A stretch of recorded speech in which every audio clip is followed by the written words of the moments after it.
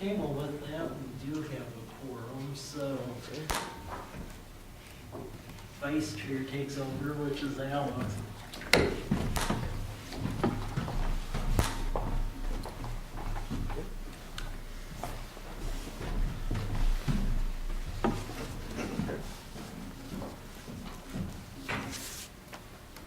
So first things, call to order. Call the meeting to order at 4:34. Sounds good. Okay. I'm here. Yeah. Okay. Does someone need to? We need to approve minutes or approve the agenda for this. After digesting the agenda, I do motion that it be approved. Second that motion. Yeah. Any discussion? Okay. Okay. Motion passed 3-0. Okay. Motion to, or we have to approve last week's minutes, and it is on here as well. Motion to approve the minutes. Second. Any objections? All right. Okay. All right. Looks good to me. Okay.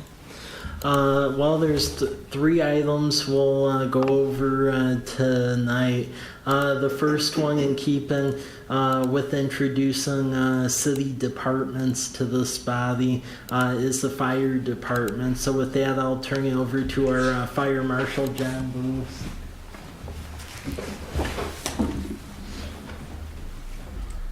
My name's John Boos. I've actually been with College Place Fire Department for just about 28 years.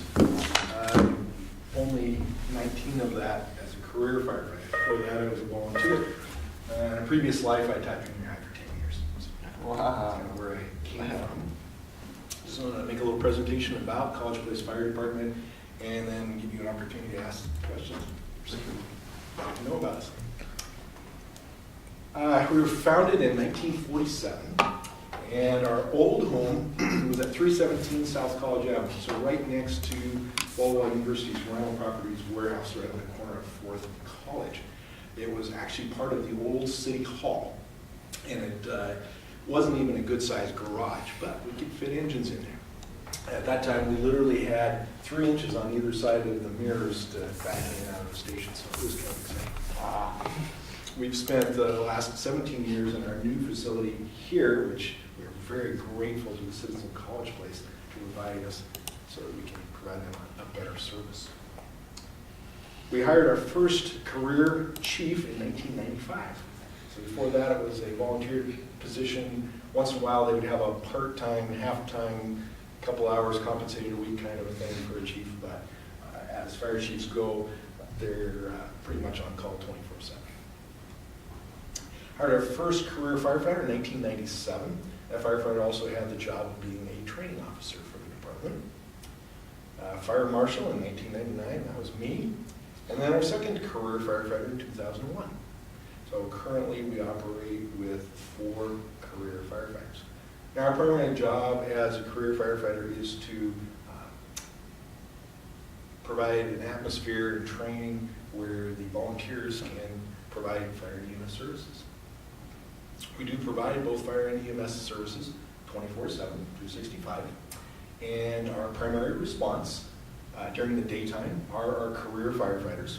We also have one resident volunteer who's called a lead resident. It's part of our resident program that also responds during the daytime. But at night, it is primarily our resident volunteers who actually live at the fire station that respond. Now, they are fully trained, but they are resident volunteers. We currently have 2 structural engines, 1 rescue truck, and 3 command vehicles. Our command officers, after hours, respond from home, so we're on call 24/7 if we're in town. We're going to be responding and be there. 2/3 of our calls are EMS related. Sometimes those are as simple as helping grandma get back in her chair. Sometimes it's cardiac arrest or major motor vehicle accident. We spend a lot of time going to care facilities in town. Over half of our calls are to care facilities here in town. We average about 4 emergency calls a day. When I started out in 1990, we were averaging about 80 calls total per year. We now have blown that away, and between 13 and 1,400 calls a year. We did have a day where we had 80 calls in one day. In 2008, we had a windstorm here locally. Oh, yeah. And we responded to 80 calls. I ended up having to do our own dispatching out of our fire station because the county networks were down. One of the challenges, they chose to go to internet-based phones. And because of the weather taking down the internet locally, we had no way to communicate with our dispatch facility, so we had to use our own. A little later this year, we're going to begin transporting patients to the hospital as well. Currently, our response is as first responders. We'll go to the scene, we'll assess the patient, and decide whether they need a transport or don't need a transport. We have EMTs. All but 4 of our volunteers are also EMTs. And we're working towards having everyone, because 2/3 of our calls are medically based. College Place Fire Department has a fully certified fire and arson investigator. We investigate all fires in College Place. Sometimes it's as simple as looking for a cigarette butt in a planter. Sometimes it's a complex investigation that may take weeks to complete. If it's not immediately evident or through processing the scene, sometimes we solve the investigation through interviews. We won't call them interrogations because that doesn't sound very friendly, but interviews, and a lot of times we can solve them that way. Other ways, we get creative and use video cameras in high hazard areas and sometimes get lucky with that. We conduct public fire and life safety presentations. One of the programs that really helps and has made an impact in the community is Safety Always Matters. We team with some of our neighboring jurisdictions, County District 4 and the City of Walla Walla, to present a program called Safety Always Matters. It goes to all of the classrooms in the county, kindergarten through 5th grade. And we spend 2 days in each classroom going through that at age-appropriate material and topics. So it's kind of fun. It takes a lot of time, but definitely worth it. We do RA training for the university, where we talk with the RAs about some of our expectations on response to fire or medical calls. They also have an opportunity to learn how to use fire extinguishers as well. We provide basic first aid and CPR training, and something that's kind of new right now, actually doing in grade schools, which is a little lower than you normally teach them. But some of the teachers in the 5th and 6th grade levels have been concerned because of events that you have seen in the news that something might happen. And one of the things that seems to be most traumatic for a lot of these kids involved in these incidents is they can't do anything to help their friends. So giving them some little basic things they can do to help their friends. And thank goodness most of those are going to be somebody fell down out on the playground and not something that's going to be abused. We actually help people who are unable to themselves to install smoke detectors in their homes or replace batteries. Sometimes that's at 2 o'clock in the morning. Sometimes it's during the daytime. But when the smoke detector is chirping, and we don't encourage people, senior citizens especially, to be climbing up on ladders. Some of the newer homes have really tall ceilings, and we would rather go and help them than to have to go and assist them medically instead. College Place Fire Department has a certified fire inspector and an inspection program.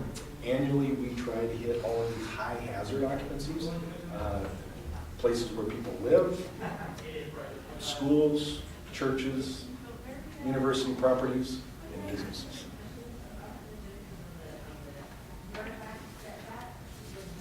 College Place Fire also has a wildland fire division. We have 1 tender, 2 grass trucks, which are, tender is a big truck, big tank of water on it. Ours currently has 3,600 gallons. 2 grass trucks, which each hold 300 gallons. It's a glorified pickup with a pump on the back. And soon we're going to have a brush truck to add to the fleet that has 850 gallons of water.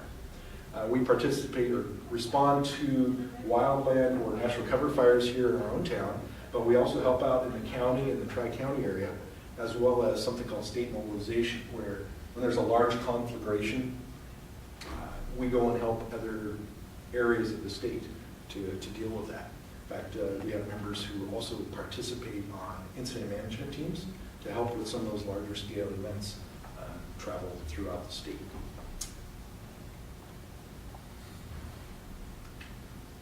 We do conduct local and regional trainings. We actually not only provide training for our own agency, but some of the expertise we have, we're able to provide training for other jurisdictions as well. And we share with that because some of the other jurisdictions have specialties that we don't have, and they provide training for us as well. So that's always a good deal.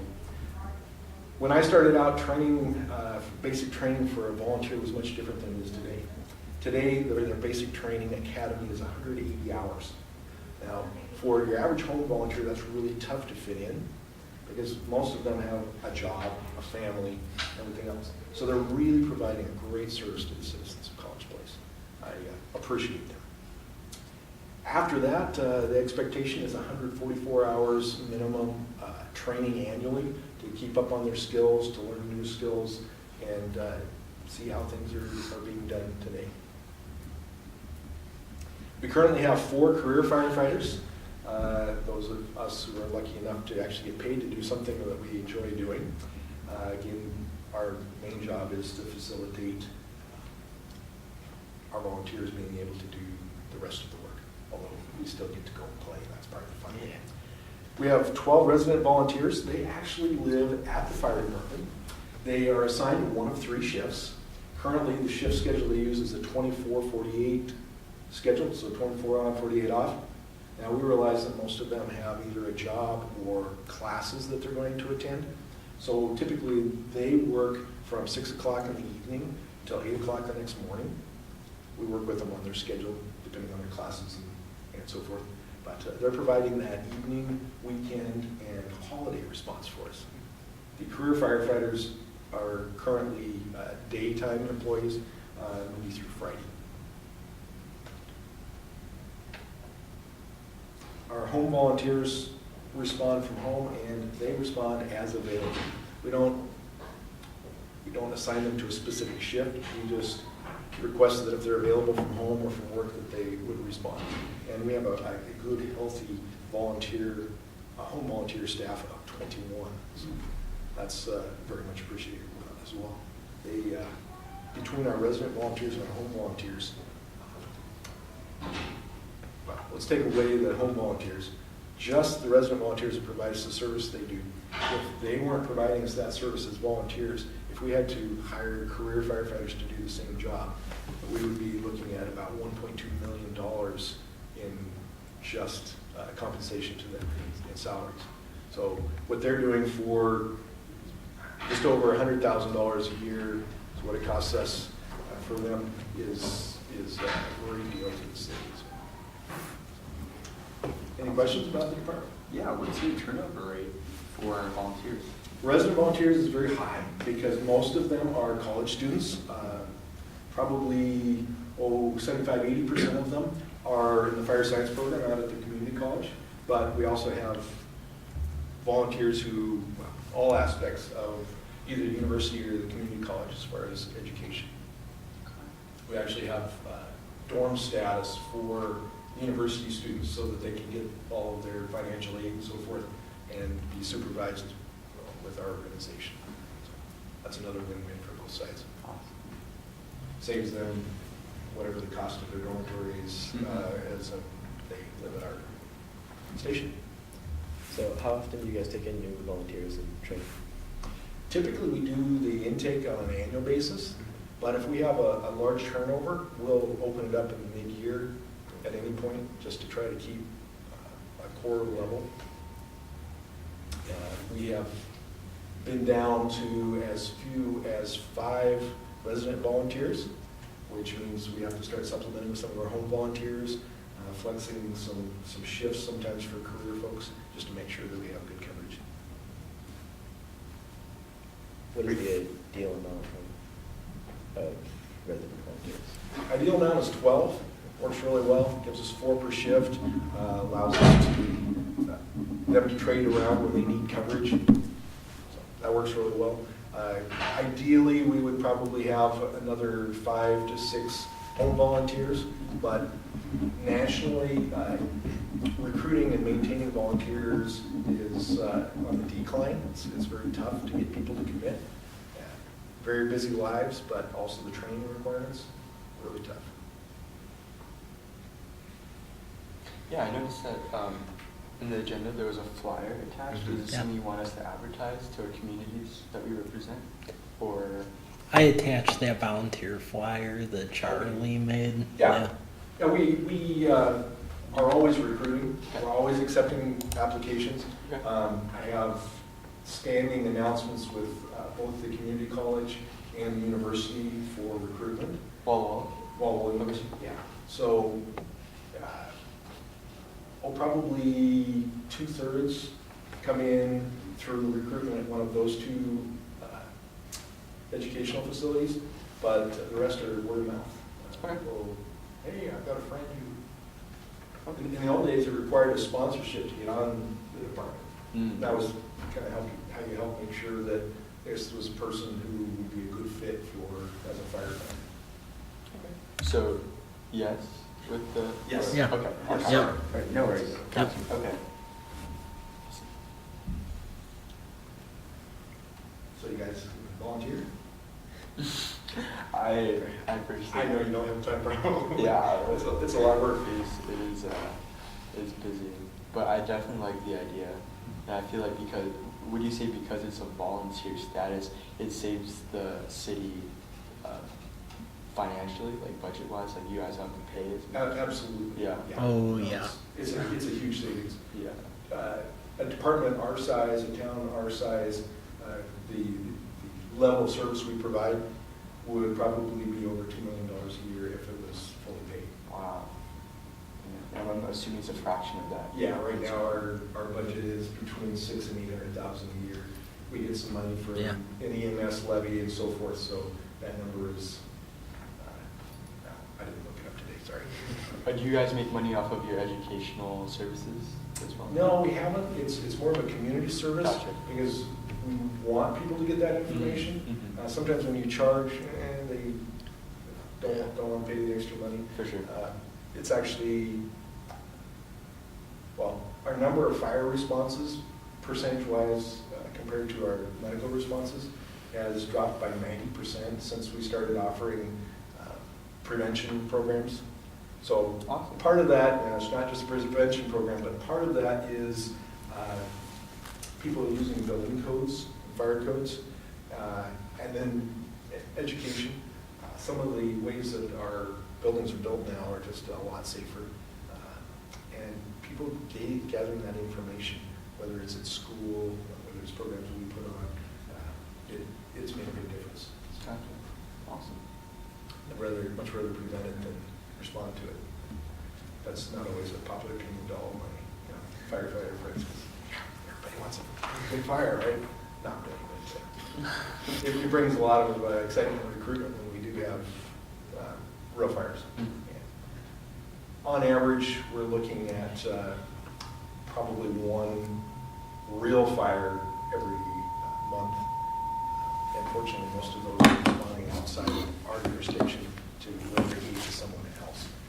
When I started out, we averaged one call to what I'll call a legitimate fire in our jurisdiction every week. Based on the number of calls we have, that's a pretty good statistic. Awesome. What would you say is the biggest issue that your department faces? It could be anything. Probably the recruitment, retention of volunteers. Okay. I mean, that's a challenge. Okay. We spend a lot of time recruiting and training folks. The 180 hours doesn't come out of the air. It means that we're training them. It does take people a lot of time. We have adapted that. We realize that is what we are. We are a training department. I'll definitely spread the word. Yeah. I mean, more so than you guys are already. We would appreciate it, just having having too many volunteers is a good thing. Mhm. We haven't had too many volunteers for a while. When I started out, there was a waiting list, literally 2 years long to get Wow. into it, because there was a maximum number of volunteers that were allowed, and until somebody moved along, Mhm. you didn't get in. Mhm. We haven't had that problem, but we have have been very successful in keeping a minimum staffing volunteer list. Awesome. Awesome. Part of that's because we have a lot to draw from there, Mhm. both professionals and students. Thank you. All right, well, thanks for letting me come and speak. Appreciate it. Appreciate it. Have a good evening. You too. Okay. The next item is what I shared with you all the last meeting, and that's the comprehensive plan update. So there's some draft goals for both the comprehensive plan in general and parks. And then what's interesting is survey results, both for the park survey and the comprehensive plan survey. So far, the results from the youth for both of the surveys has been relatively minimal. So as far as what you've seen with the drafts, I was wondering if you all have any thoughts as far as the goals that you saw in those documents, or anything that needs to be added or omitted. You're talking about the survey results or the draft review? The draft review. And there's still time, so if you haven't had a chance to take a gander at it, we could talk more the next meeting on it. But it's just important to get all of your perspective, because these will be the policies that stay in effect basically the next 20 years. So. Yeah, legacy. I definitely like the land use policy, but I definitely will dive much deeper into it over spring break when I Okay. have some time. Is there anything particularly in this document that you were unsure of, that you want me to look more specifically? I would say a couple of the things is the park and recreation goals and policies, because historically this city really has only had like 2 park properties and pretty much deferred everything. Either the city of Walla Walla with their recreation program, or the university. And what we're starting to hear through the grapevine is that folks have an expectation that there will be stuff provided here in the city. So we're trying to get a handle on that.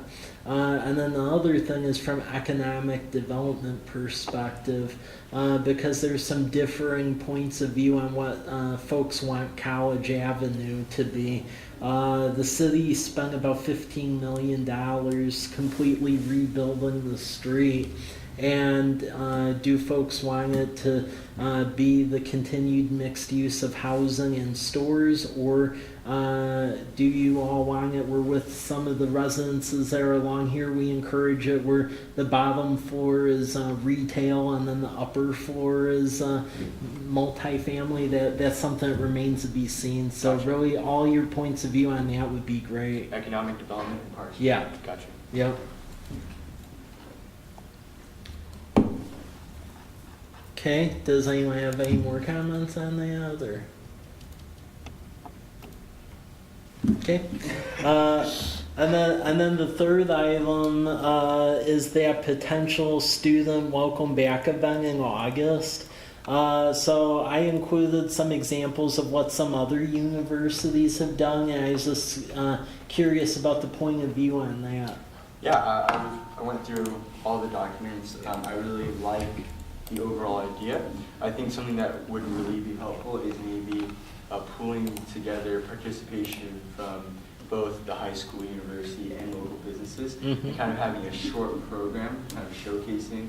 It doesn't have to be long, but then also incorporating kind of like a farmer's market vibe in that festival. And so you can, and it would be for students, so maybe stuff that's not necessarily super expensive or even free, like kind of booth style. So they could both showcase maybe different clubs at the university, different clubs at the high school, but also showcase local businesses. And then in terms of, and yeah, I think if that was like a good 3 or 4 hour event, there would be a lot of things driving traffic towards that. Because you bring them there with the booths, like say there's food, say there's games, all that stuff, but then they can stay with the program and they'll be there for a bit. I think bits and pieces from each of those bullet things that you sent out would be really helpful. Okay. But yeah, I think if the city started to reach out to businesses saying, hey, this is what we want to do, it would provide a lot of exposure for your business with all these college students. And then also talking to the university and high school themselves, like if the orchestra wants to play, or you know, just involving those different communities together would be really powerful.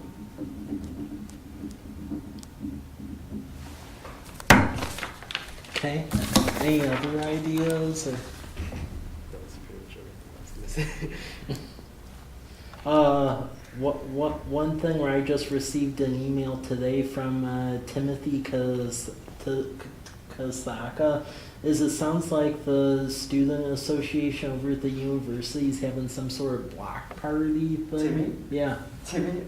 Yeah, they are doing a block. Oh, okay. Yeah, they block off College Avenue, and they're supposed to have like stuff from around campus.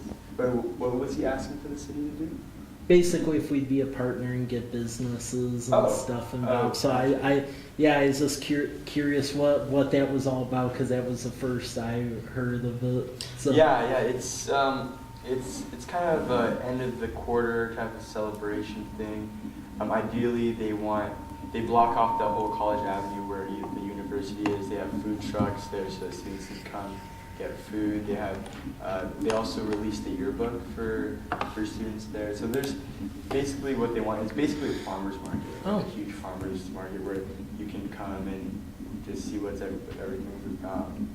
But I think he's really pushing it this year because last year was really bad. So, not that it wasn't well planned, but there was not much. Not much there. Like there's only one truck. Ooh. So I think he's trying to leverage more people, aiming wide to get more businesses to come and participate. Okay, well we'll help them out then in that regard because that was the first I heard about it. It's there's a lot of opportunity for high student traffic, and it's not just for university students because it's like the road. So like you guys can technically, right? Cool. Okay. Any other ideas or comments? Or? I think it'd be cool if we had musicians, or for the welcome back thing, having kind of maybe not an open mic, but just kind of a schedule. Yeah, there's a lot of talent, at least at the university, and I'm sure at the high school there's a lot, and people would be willing to perform. Well, if you could shoot me emails or contact information for anyone who you think would be good to perform, let me know and I could either try to work with a university for this block party event or with the welcome back event or even the farmers market that we have here. We do have performance opportunities here as well. And that was the problem we ran into last year. We were late to the game advertising for folks to perform, and while we had a lot of vendors, the performance side was lacking quite a bit. Yeah. So people like to be entertained. Yeah. So, yeah. So that I think that would be really helpful. And just because I'm assuming the whole reason, what we want is to retain traffic, right? We don't want people to come for like 15 minutes and leave. We want them to come and stay. Exactly. So, creates a different atmosphere instead of just like you're here you came here to get this from this booth and then you leave. It's like, Exactly. you can be there for There's people there. Okay, well, good ideas. Definitely give folks my contact information, and then I can get them on a list for one of the events to perform. But besides that, for the next meeting, which will have the tail end of April, getting back to the normal schedule, I would say just take a look at that comp plan and let me know if you have any edits, especially that